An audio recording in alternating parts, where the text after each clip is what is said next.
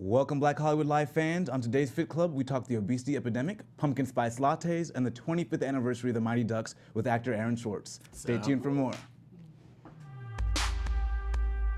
You're tuned into Black Hollywood Live, Fit Club. Welcome, Fit Clubbers. What do we have on there? Lit by Kiosmos? The Kiosmos. Oh, yes. right. By running music. Nice. Yeah. We're getting that good sweat for this episode of Fit Club. As always, my name is Shaka Smith. You guys can find me on Twitter, Instagram, and Snapchat at Shaka Strong. I'm joined by my guest co-host Sarai. I'm the guest co-host. I like it. I'll take it. It rhymes. From the West Coast. The guest co-host. Funny Sarai is on Twitter. It's FUNNYSAYRIE, and on Instagram, Funny Sarai. On Facebook, it's just Sarai. Just go ahead and like that page. Okay, keep it simple. Drop the funny. Okay. And of course, we are joined by Mr. Aaron Schwartz. Where can they find you? What's up? Aaron Schwartz 11. That's AARONSCHWARTZ 11. And you can get me there. It's Twitter, Instagram, You're on everything. Facebook, Tumblr, Tinder. That's right. Well, thank you for joining. This is awesome, especially like 25th anniversary of the Mighty Ducks. It's got to be exciting. Yeah, it's very exciting. Tomorrow they're going to have a whole big thing at El Capitan. Wow, Theaters. time just flies. Flies. Wow. Nice. Now, are you a huge hockey fan? I don't want to put you on the spot. No, But unfortunately, no. I'm not. I was when I filmed it. Before I filmed it, I had no idea about hockey at all, and then I got really into it for a couple years, and then kind of lost interest, I guess. Nice. Yeah. Nice. Well, we got to talk a little bit about the obesity epidemic. I guess we all know it's an issue, especially here in America. But a new study came out, and they're finding it's the highest ever. So they found that 40% of adults are suffering from obesity, and 19% of youth. And of course, when you break it down by race, it's about Hispanics, 47%, blacks around 46.8, whites about 37.9, and Asians 12.7. But childhood obesity is rising too as well. Yeah. And so it's a huge issue. And when we talk about obesity, I do say that some people might be caught in this weird thing because I think technically I'm obese based on my BMI. Really? Yeah. Really? So yeah, because they look Wow. at your weight to height ratio, and they place you in depending on where you fall in the number scale. So if you're over 30, you're obese. But if you have a lot of muscle but you're lean, sometimes it can mess up the BMI. So if you're too much muscle, then it looks like That's And crazy. So you do have to. BMI is a great metric, but at the same time, you have to be practical about it. Like, what is Nobody's your- looking at you. Going, you're obese. Do you know your percentage, your body fat? When I had it tested maybe a year ago, and I feel like I'm in the same shape. It was about Yeah. 4.7, 4.8. So I just try to stay lean. not too bad. But this That's guy can good. tell us a little something about staying lean. And I guess as a child, you were a little chubby. We can say that. Yeah. You're fluffy and adorable. Okay. I'll take As it. a woman, you're I'll fluffy take and fluffy and adorable. And so I've heard fat before. Yeah. Fluffy and adorable. Yeah, I'll take yeah. it. No problem. And so, they're mentioning things like soda taxes that might help with the fall in childhood obesity. But what was it for you that kind of made a difference? I don't know, like if taxing soda. I mean, they're doing it with cigarettes and they're doing it with everything. They're trying to stop people from making the decision by making them broke. And it's like, I don't think that's the way to go. I think it's like anything. It's not to compare it to drugs, but I mean, if somebody's an addict, they're not going to stop unless they want to stop. Yeah. So I think childhood obesity needs to come from the parents. The parents really need to instill in their children that this is not healthy, that this is not the way to go. And I think a lot of parents baby their kids, and I think a lot of parents want their however they were brought up. Let's say they weren't brought up well, and they like to feed them, give them food, and give them candy to give them affection. And I think that's like the worst thing you can do. That's like a babysitter when you're a child. Exactly, They're like, oh, if you make it too much noise, go eat this Lunchable and watch TV. Yeah. Go take a Lunchable. A lot of parents take comfort if they're themselves are obese and eating with the child, so everyone feels sort of like accepted and but it's doing a disservice to the child. Right. But how old were you when you made a switch?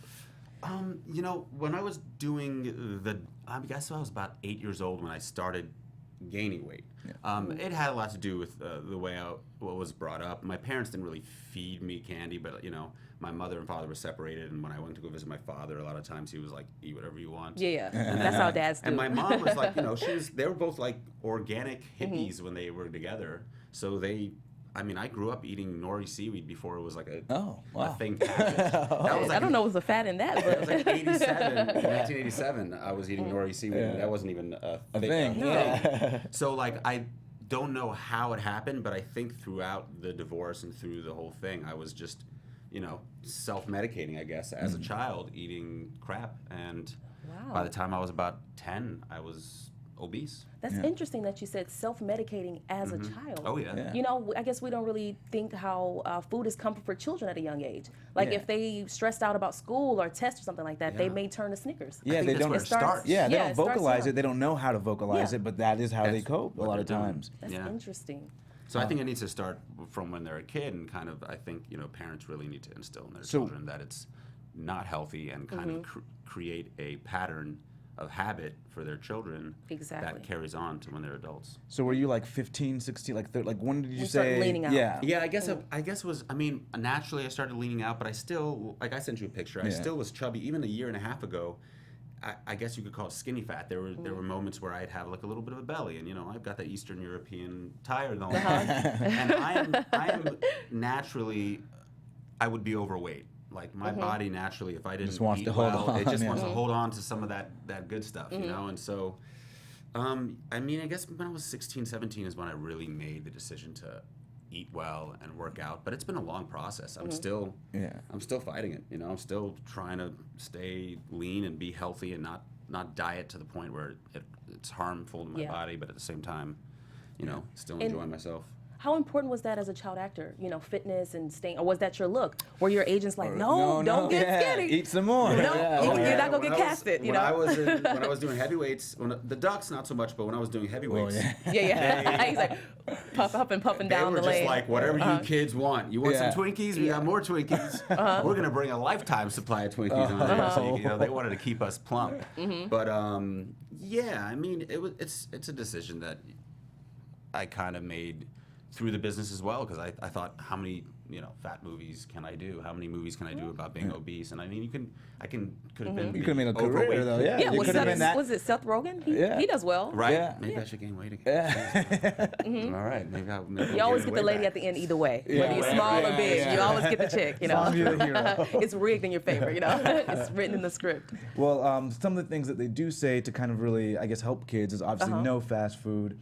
And eat healthy together. Not just telling your kid to eat healthy. You give them the carrots, but then you reach for something else. They eat the Snickers. But eat healthy together. And so don't isolate the kids to being like people that eat healthy away from you. Right. Something that I thought was really interesting was they're finding tart cherry juice might be a cure for or a help in delayed onset muscle soreness. And we were just talking about this because you walked in and you were like, oh, my legs are killing me. My calves are killing me. My calves never kill me. I've just been walking a lot. I'm a New Yorker, so I've been prone to walking, and I just recently I made the decision. I was like, I'm going to start like parking my car somewhere and just walking from place to place as opposed to driving 3 blocks, which is an LA thing. You drive everywhere.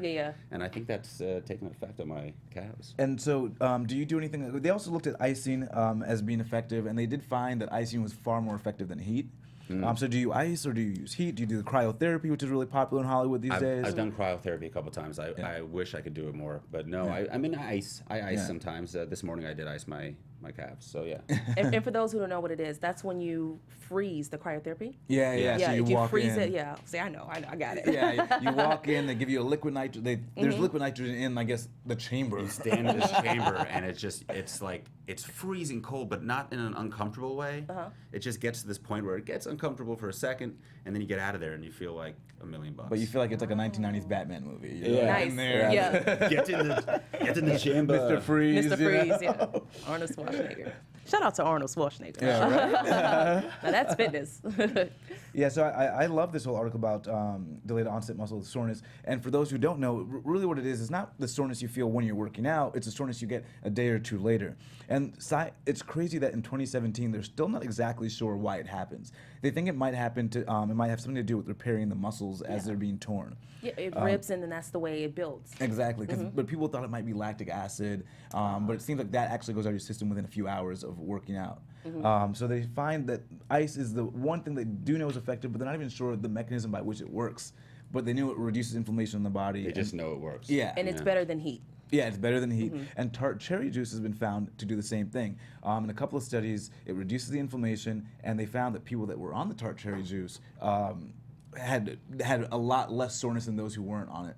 But you have to watch the sugar. You got to be on the tart cherry. It sounds Yeah. like a drug. Yeah. I'm On the tart Yeah, cherry. on the tart cherry. Yeah. Give me some of that tart cherry. Tart cherry. Give me the cherry pie. But with everything, you got to watch the sugar. So Yes. that's huge. Very important. But you Watch- mean like natural cherries though? You don't mean No, just tart, extract? tart cherry yeah. juice, and they have the ones that are concentrated, but still there's gonna be natural sugar in there. So if you're just downing this stuff all day, maybe you work out 4 or 5 hours, and you might gain some weight. You gain some weight. Yeah. Is there anything interesting. dietary-wise that you had to change or switch up as you were getting older and getting fit? Don't eat 25 chicken nuggets at 2 o'clock in the morning.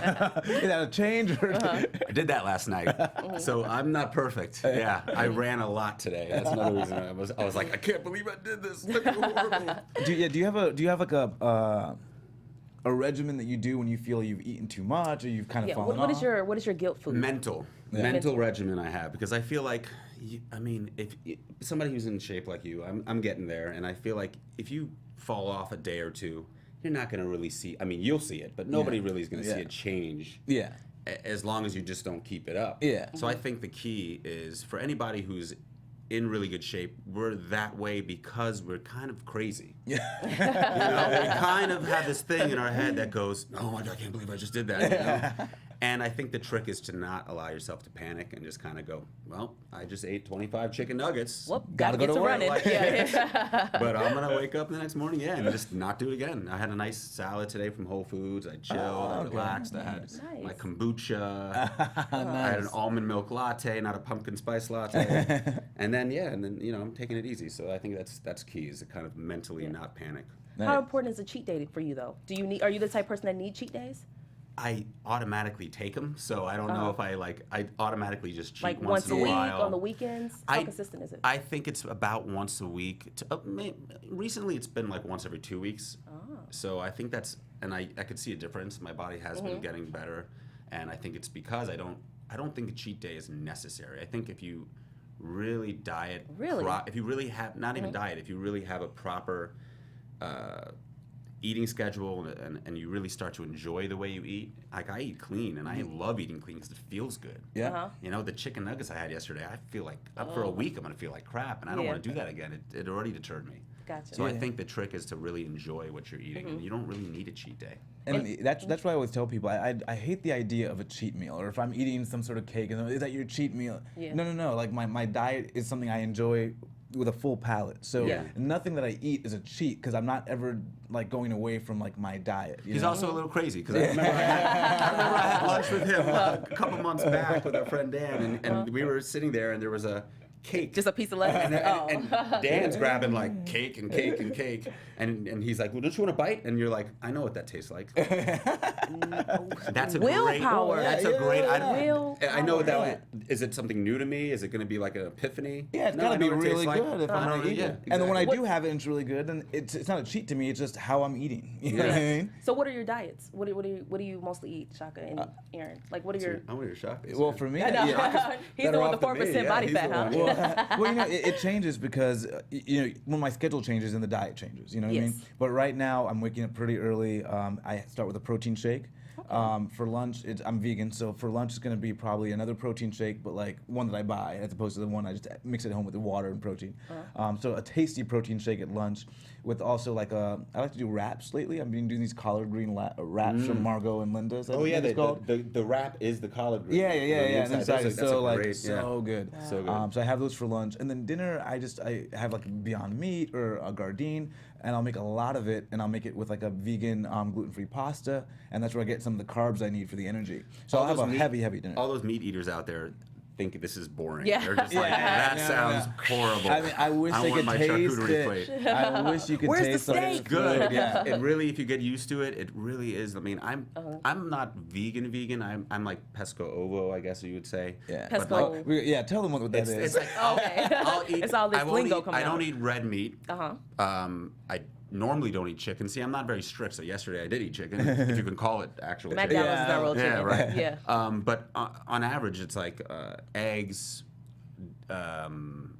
fish, and then no red meat, no poultry. It's just So eggs and turkey. fish is the most I would have. No turkey. No turkey.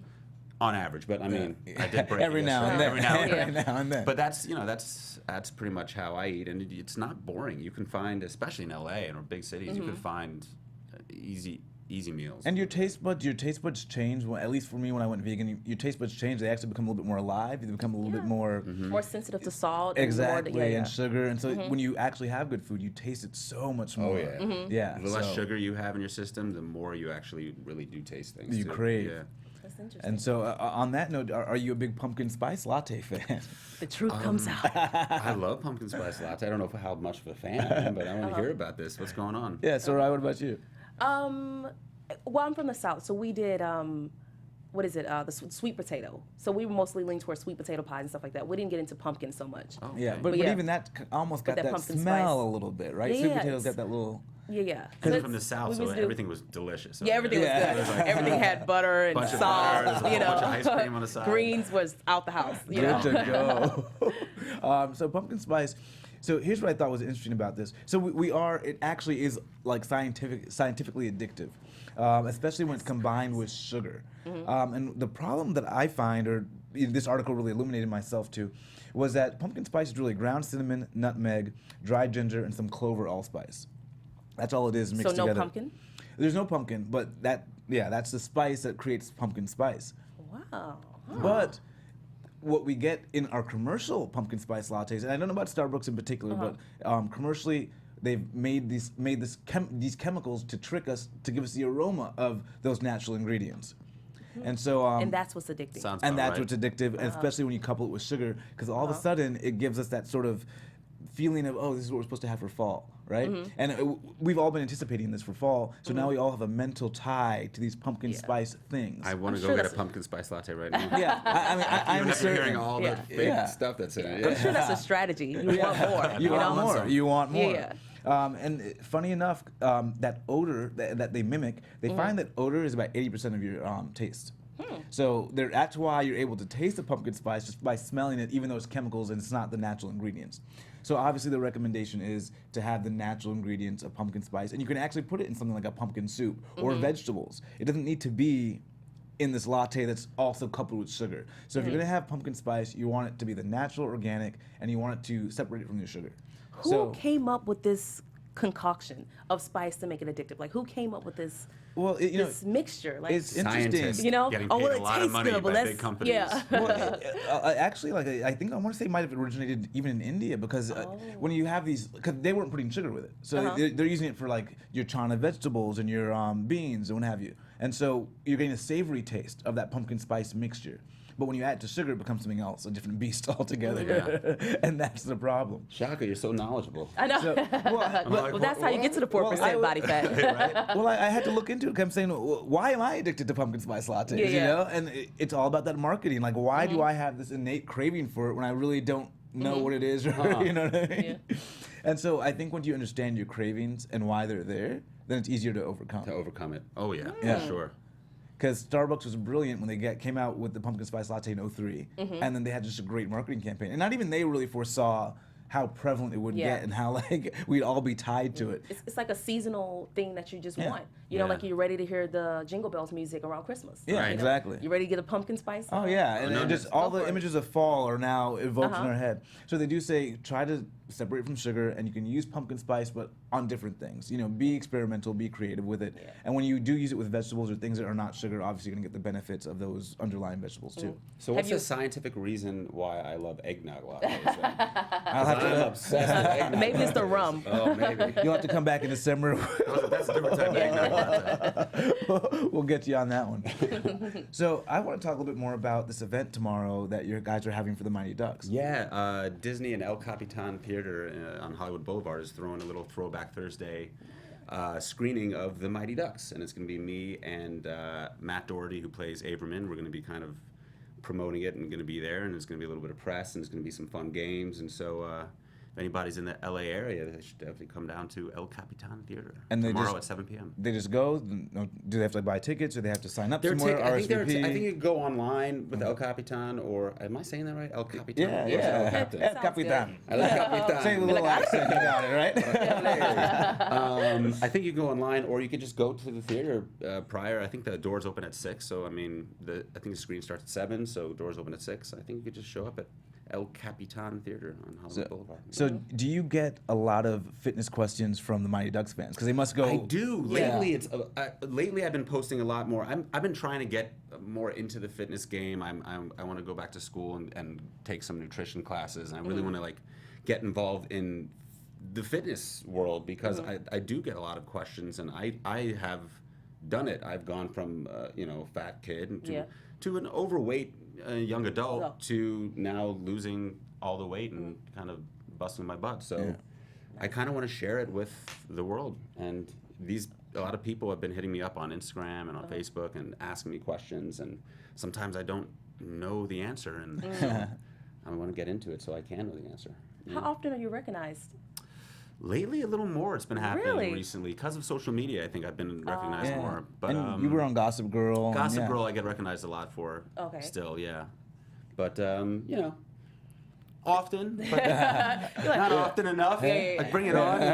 Well, it's crazy. I mean, that's actually kind of why I got into fitness, because I was in shape, and then people kept asking me these questions I didn't know the answers to, and I was like, oh, wait, if people think I'm an expert, why don't I just become the expert? You know? And the more research you do in it, the less you want to eat bad. Pretty Yeah. much. Well, the truth is, to be fit, it's all it really takes is consistency. Well, I can't say that. Consistency and a plan. Yeah. That's pretty much it. I wake up every morning, I go to the gym, I go for a run, I eat well, and that's about it. I mean, that's all it takes. Then discipline. there's more things to know once you get into deeper levels of how to get fit and, what muscle groups to work on. But ultimately, that's the baseline. Just be consistent and So keep a plan. So if someone who's a novice and they're a fan of yours and they go, well, how did you start? How did you go from that kid? Because I think a lot of people have trouble starting. Once Right. you're in it, you kind of start to understand. But how do you tell that person? You need that momentum. Yeah. Motivate them. I guess just you gotta imagine. You gotta believe that it's gonna happen. I mean, it can happen. If somebody's 500 pounds and it's gonna take them a couple years to get to 180, it will happen. It's ultimately it will happen. So I think it's about imagination and just realizing that you will get there. And the first couple months, first year maybe might suck. Yeah. But it's gonna happen. I think it's just all about just perception. So when you say imagine, you mean visualize yourself small? Visualize. Visualize yourself in the bikini. Yeah, there you And then go. by a few There more you go. months, you might be able to put two on. And then maybe buy the Two-piece. bikini, or do you? Within a couple weeks or a month, you'll start seeing changes. You'll actually start seeing changes, and that's where the momentum starts kicking in. So I think you just get past that first rough area. Did you ever do stuff like that? Maybe buy something or have a goal in mind? Oh yeah. Yeah. Oh, Vision you always board, have maybe? to. I haven't done a vision board. Vision board, okay. I gotta do that. Yeah, Everybody's I've talking seen a about lot of Those work. I've seen a lot of I people went to doing my- it. I I want went to to do my it. friend's house. They had a big vision board. I was like, all right, this is cool. Yeah. Because last year around this time, I said I want to be a part of Black Hollywood Live. It and then worked. today- Oh, it was on the vision board. Boom. I wanted to be a guest on this. Yeah. You got to put it on your vision board, baby. Rad. What are you working on currently? Right now, I just finished a film called The Bone Box, which is a horror film, and it was my first bad guy role, which I was. Really, I love how you dropped your eyebrows when you said bad guy. It's my bad guy role. That's a bad guy face. Yeah. Bad guy. Yeah, I loved it. I loved playing roles like that, and it was something that I just enjoyed it thoroughly. So Yeah. that I just finished. I'm in the process of writing a short that I'm hoping to film within the next couple months. So staying busy. Yeah, and and working out. And Yeah, I doing was gonna chicken say, nuggets how are at you? 2 o'clock in the morning. Yeah, how are you balancing that when you're shooting or filming or auditioning and traveling? How are Yeah. you balancing that? I got a little planner in my phone, and Oh, nice. Like a app, or just you have a written? I down just plan? have it in my Okay, phone. nice. I actually have it in my phone and on an actual planner that I have to write in because I'm old school. Sometimes nice. I forget that it's there, and I need that as well. But yeah, just plan it out. Staying prepared. Staying prepared. Yeah. Nice. Yeah. Nice. Very cool. I just want to thank you for joining me. Thank you for having me. Yeah. This is amazing. So again, where is it going to be? El Capitan Theater? El Capitan Theater, Hollywood Boulevard, 6 p.m. doors open, 7 p.m. is the screening. I have a question for you. What is your favorite movie you've been in? Because it was entertainment for us as kids, for sure. What is your favorite movie? I think Heavyweights. Do you I ever love the Mighty actually Ducks, watch and I it? know the Ducks is a classic. And I actually just saw it a couple months ago. A friend of mine really wanted to watch it, and I watched it with them. And Is that weird for you? it was a little weird. Or do you have a bad cheat day and then you go? And then I want to watch Heavyweights, and then I want to go back to the gym. Yeah, I'm when he doing was- better. I'm doing better Yeah, after he now. ate the nuggets, he put on Heavyweights. Yeah, it's like, okay, we're gonna go run tomorrow. I mean, I love it. I mean, that was Judd Apatow's first movie, and you could see his kind of stamp on it. And it's That was his first movie. yeah, it was his first movie that he wrote and produced, and I loved it. I love watching it. I actually, like, when I watched it, I kind of took myself out of it for a second. I didn't realize that was me. Yeah. Or I did, but I just kind of like I separated myself and watched it for it being the film that it is. Yeah. And I thought it was genius. And you thought you nailed it. And then I was like, I had the award-winning scene right there. That's so cool. And I know that has to be interesting being an adult, but still watching your child self. Like, even when I go Yeah. through photo albums and see Yeah. pictures of myself, it seems like, who who's is that chick? So I can only weird. imagine if I'm talking and like, saying interacting lines. and- Yeah. It's like a piece of your history It's fun to frozen. watch. It's fun. I mean, ultimately, I hate watching myself. Yeah, Especially well, when I'm a most kid, actors because I'm do, just yeah. like, oh, why did I make that choice right there? But yeah, it's fun because I get to remember the scenes. I remember shooting a lot of the scenes and the stuff that was happening behind the scenes. So as I'm watching a scene, You kinda I remember know. all Yeah. that came along And with then it. cut, Yeah, exactly. And you had no idea at the time of, like, I guess, the iconic movie it would become. Yeah, the Mighty Ducks for sure. Now, Yeah. I mean, the Mighty was Ducks, huge. we had no idea. We thought it was.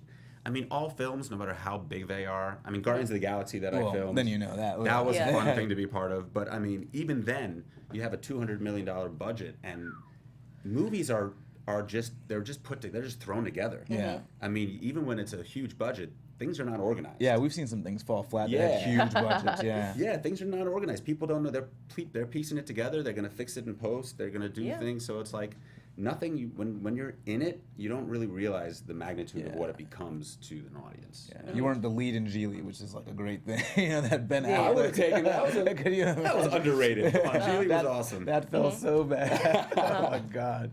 And how was it being a child actor? Were they always people taking pictures of you? How was fame in, I don't want to say interesting. adolescence, but I you know. lived in New York, so I took public transportation when I was a kid. Oh. And there was a couple months after it was released that I couldn't take public transportation, which was, at first I was like, yes.